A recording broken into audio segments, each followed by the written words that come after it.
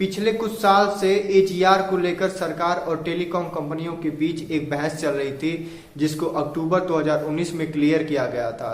अब फाइनली कल supreme court ने एक समय दिया है कि आप अपने एजीआर को इस निर्धारित समय के अंदर जमा कर सकते हैं। हेलो एवरीवन, मैं हूं उत्कर्ष। आइए इसके बारे में डिटेल में समझते हैं।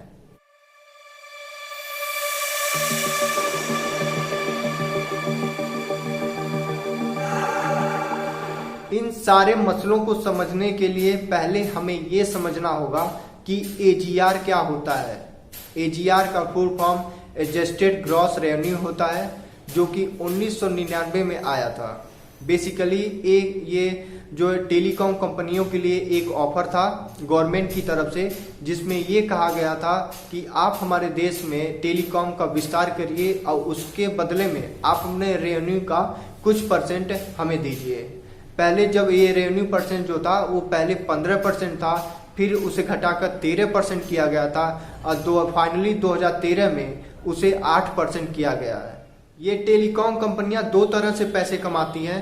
पहला कोर टेलीकॉम सर्विसेज, जो कि हमें सर्विस देती हैं डेटा वगैरह, और दूसरा ये अपने पैसे को डिपॉजिट करती हैं, वहाँ से जो इंटरेस्ट आता है वहाँ से, फिर अपने हैंडसेट को बेचती हैं वहाँ से, फिर अपने स्क्रैप वैल्यू को रेंट पे देती हैं, वहाँ से भी पैसे कमाती हैं। तो जो टेलीकॉम कंपनियां जो हैं वो कह रही थी कि जो हम कोर टेलीकॉम सर्विसेज देते हैं सिर्फ हम उनका ही रेवेन्यू परसेंट देंगे, जबकि सरकार कह रही थी कि तुम्हें दोनों पर देना पड़ेगा, मतलब रेवेन्यू परसेंट का और जो दूसरे तरीके से तुम कमाते हो उसका भी रेवेन्यू परसेंट तुम्हें देना पड़ेगा।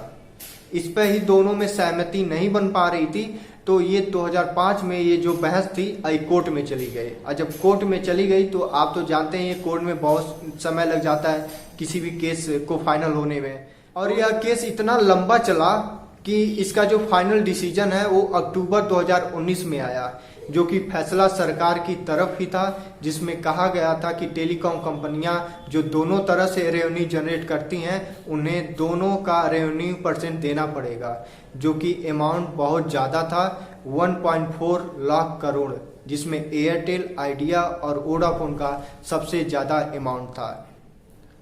अब कुछ लोगों को रेवेन्यू और प्रॉफिट में भी कंफ्यूजन होता है। तो रेवेन्यू वो होता है, जैसे मैंने कोई टैरिफ 100 रुपए की ली तो वो वही हमारी रेवेन्यू हो गई, लेकिन वो उन कंपनियों की प्रॉफिट नहीं होगी। तो जो हमारा प्रॉफिट होगा वो रेवेन्यू से थोड़ा कम ही होता है। तो जब फैसला आया तो सुप्रीम कोर्ट ने कहा कि आप अपने रेवेन्यू का जो अमाउंट है उसे जल्द से जल्द जमा कर दीजिए। तो जो जियो कंपनी थी उसने अपना सारा रेवेन्यू जो अमाउंट है वो जमा कर दिया, क्योंकि जियो जो है 2016 में आया था तो उसका रेवेन्यू अमाउंट जो था बहुत ही कम था। लेकिन जो आइडिया, एयरटेल, वोडाफोन की जो कंपनियां थी इनका रेवेन्यू अमाउंट बहुत ज़्यादा था। तो इन्होंने 15 साल का वक्त मांगा कि हमें 15 साल चाहिए इन रेवेन्यू अमाउंट को जमा करने के लिए, क्योंकि अगर एक बार में ही अगर ये कंपनियां ये अमाउंट जमा करती तो इन्हें अपनी कंपनी बेचनी पड़ती।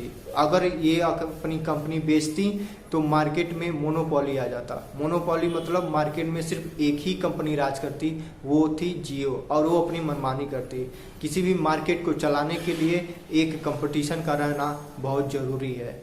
इसी चीज को मद्देनजर रखते हुए सुप्रीम कोर्ट ने सारी कंपनियों को 10 साल का समय दिया कि आप 10 साल में अपना रेवेन्यू अमाउंट जमा कर सकते हैं, और साथ में ये कहा कि आपका जितना भी रेवेन्यू अमाउंट है उसका जो 10% है वो आप 1 अप्रैल 2021 तक ही जमा कर देंगे, और हर साल 7 फरवरी के पहले आप अपना इंस्टॉलमेंट में अपना रेवेन्यू अमाउंट जमा कर सकते हैं। अगर वो उस अमाउंट को निर्धारित समय में नहीं जमा करते हैं तो उन पर पेनाल्टी लगाने का और कड़ा एक्शन लेने की भी हिदायत दी। ऐसे ही नई नई जानकारियों के लिए हमारे चैनल के साथ जुड़े रहिए। हमारे आप इंस्टाग्राम को भी फॉलो कर सकते हैं, वहाँ भी छोटी छोटी जानकारियाँ दी जाएंगी। साथ में आप हमारे चैनल को सब्सक्राइब करिए और अपने दोस्तों के साथ शेयर कीजिए। धन्यवाद।